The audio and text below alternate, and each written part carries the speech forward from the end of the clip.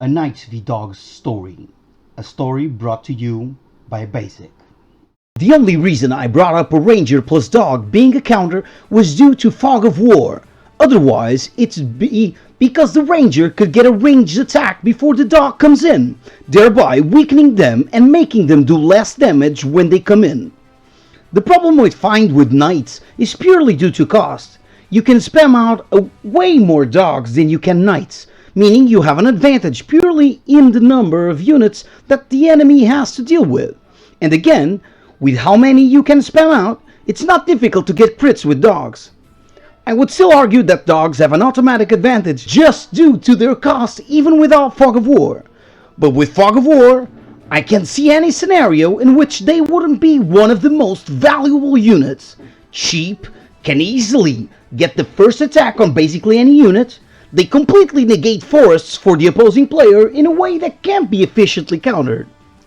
And with Spearman, a dogging attack a Spearman, even if the Spearman is going to crit back, will not die. The injured Spearman, even with crits, becomes completely ineffective to any dog that is not already injured.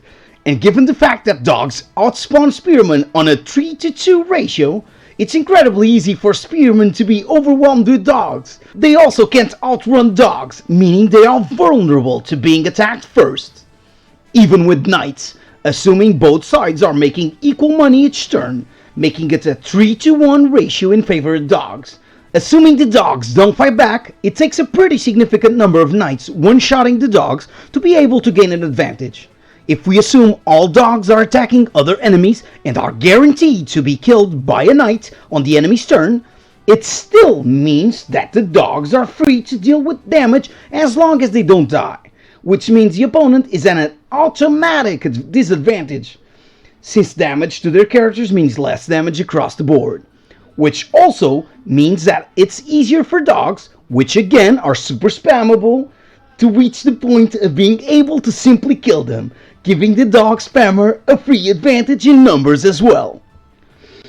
This isn't even factoring in forests or mountains, which a dog can generally reach easily and makes them an even more potent force since it gives each individual dog more survivability while more are just spawns.